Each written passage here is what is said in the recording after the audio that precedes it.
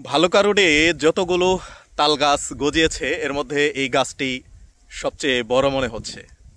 এই যে দেখুন, মোটামুটি প্রায় 1.5-2 হাত পরিমাণ লম্বা হয়ে গেছে। মুকুল ভাইয়ের ইট ভাটা থেকে একটু পশ্চিম দিকে এখানেই গাছটির অবস্থান। এই যে দেখুন, উপরে থেকে দেখাই যদি, এই যে এদিকে ফাঁকা বন্ধের মধ্যে কোনো গাছপালা নেই, এখানে দু একটি গাছ আছে। তো এই গাছগুলোর পাশেই এই তাল গাছটি গজিয়েছে।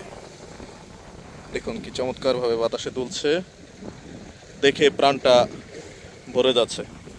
দীর্ঘ 8-10 মাস আগে বপন করা তালের বীজ থেকে যখন তাল গাছ দেখা যায় তখন অনেক আনন্দ লাগে। এই দেখুন,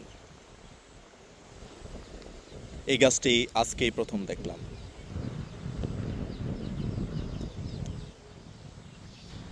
খুবই সুন্দর পজিশনে গাছটি অবস্থিত। আমার পেছনেও কোনো গাছপালা নেই, সামনেও অনেকখানি জায়গা জুড়ে কোনো গাছপালা নেই, এই জন্য এই গাছটির পজিশন খুবই ভালো। তারপরে রাস্তার এই পাশেও আরো একটি গাছ গজিয়েছে দেখলাম। এই তো দেখুন, খালি চোখে দেখা যায় না।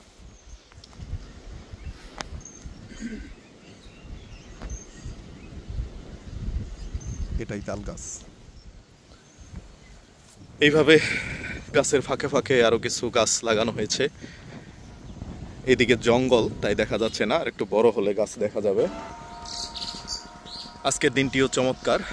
26শে জুন 2025 খ্রিস্টাব্দ তারিখে জামালপুর জেলার মেলান্দহ উপজেলার আঁকাবাঁকা ভালুকা রোড থেকে। আজ হাটের দিন, মেলান্দহ বাজারে হাটের দিন। হাটে গরুর ছাগলের ওঠানোর জন্য এইসব ভটভটি গাড়ি নিয়ে যাওয়া হচ্ছে। এখানে একটি প্রাইভেট কার দাঁড় করিয়ে রেখে বিশ্রাম নিচ্ছে।